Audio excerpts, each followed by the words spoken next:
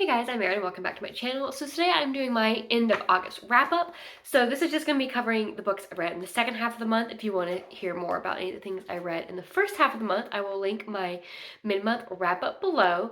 And so on to the second half. So I actually read fewer books than anticipated in the second half of this month. I only read 6, which I think I read 10 in the first half, so I definitely slowed down in reading.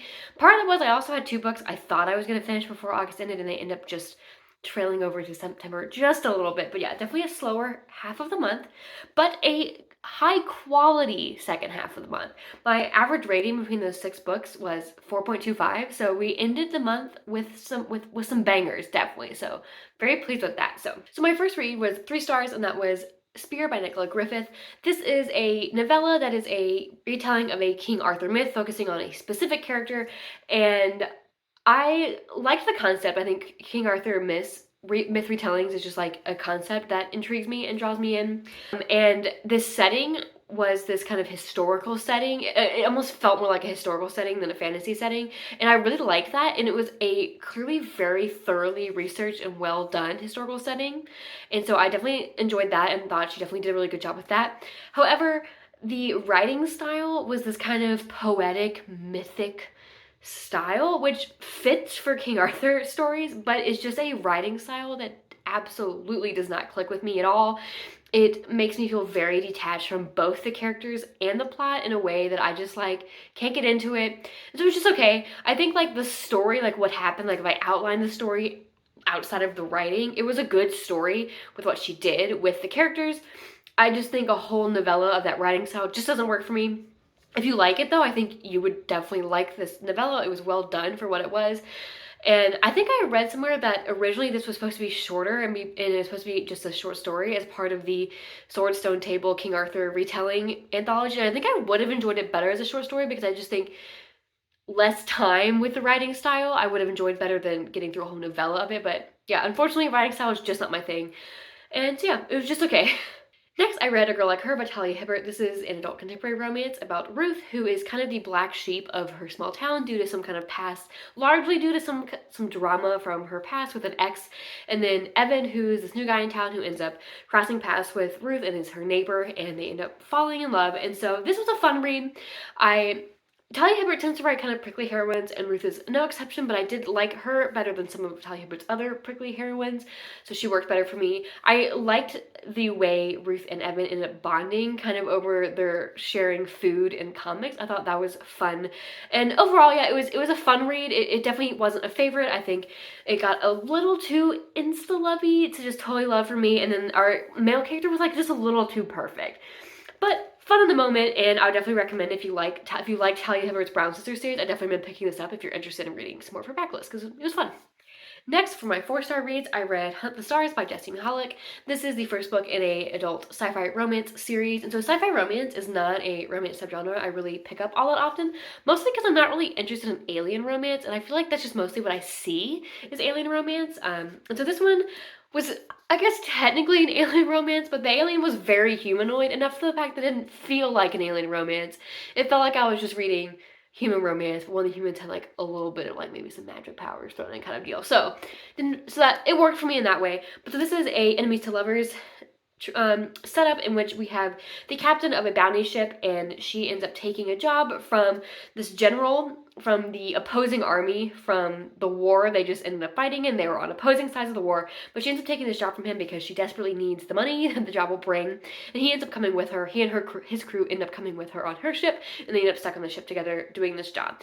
And so for the first half of the book, for the romance side of it, I liked the main characters, but I wasn't super bought on the romance yet, just because our male love interest Torin was pretty stoic and closed off initially, which makes sense plot wise, but because of that I didn't quite feel the relationship because we didn't really know him at all, because it was only from her point of view, so we just like didn't know anything about him. He was just kind of this stoic presence. But once we started to get to know him a little bit more, I was definitely really into the romance. By the end, it definitely elevated itself in the second half.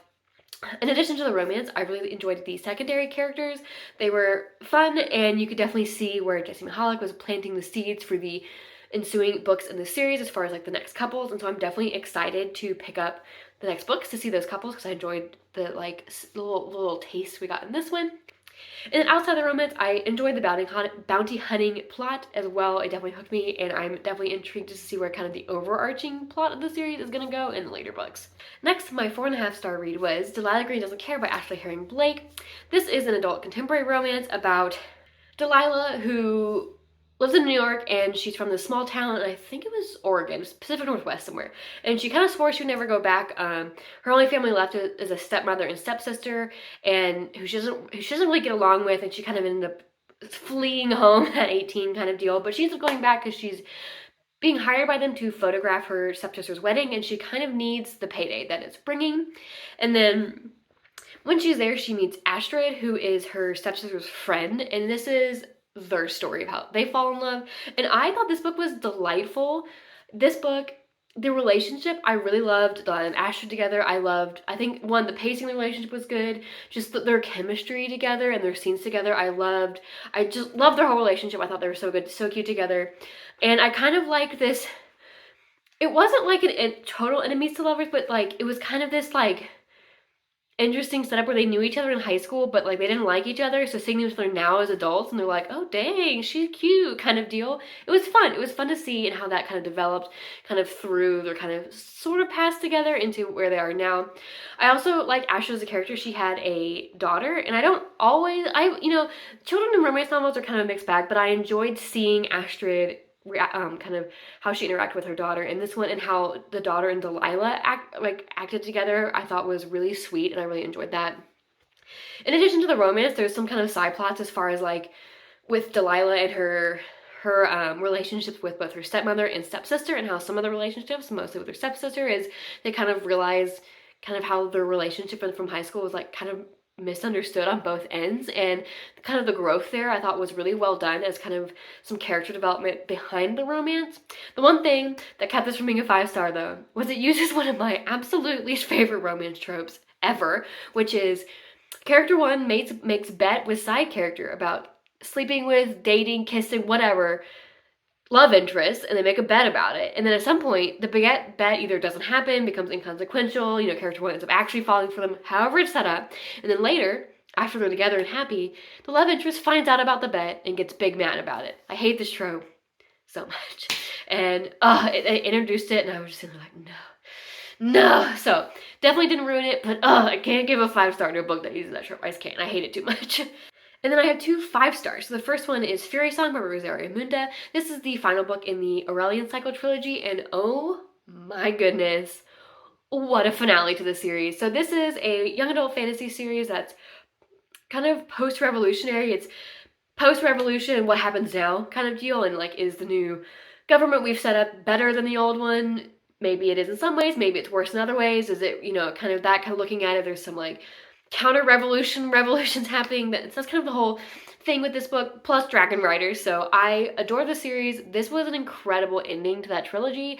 It wrapped up everything so well. It was such a good book, so engrossing. The way it wrapped up the plot lines, the way it took the character arcs and brought it all together in the end. A+, incredible ending, kind of a bittersweet ending, but in a really well done, good way. It was just overall just a fantastic series.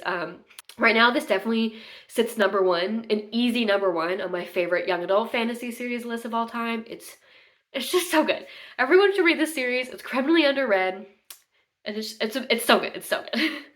The last book I read was The Oleander story by Tasha Suri. This is the second book in the Burning Kingdom series, sequel to The Jasmine Throne, and this is one of my most anticipated books of the year, as was Furysong. So really my anticipated releases of August or the ones I read in August were killing it. And so this book was just so incredible. It was just as good, if not better, than the first one. Tasha Suri really set out to write an ambitious novel in everything this covers and accomplishes, and she nailed it. She really nailed it. It takes things from the first book and really expands on them, and kind of delivers the promise that was set in the first book when introducing these things. And she's introducing new things. She really expands the world, and she expands on the political intrigue and tensions in this one, on the magic, on just the world in general, and everything that's happening in this one, all the different plot tendrils. She just covers it all well. It never felt over bloated, despite how much it was covering. The characters in this one and the relationships, the way they develop, the way we see Priya and Malini's relationship develop and where it goes in this one was very well done. we start really to explore some of the other characters and the relationships with some of the other side characters.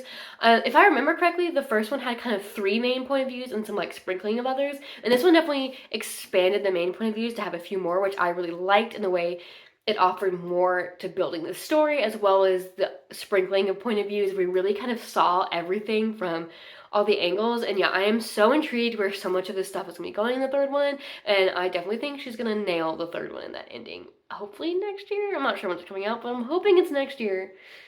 But we'll see, I guess. So, alright, that's the rest of the things I read in August. If you've read any of these, let me know what you thought, and I will see you in my next video.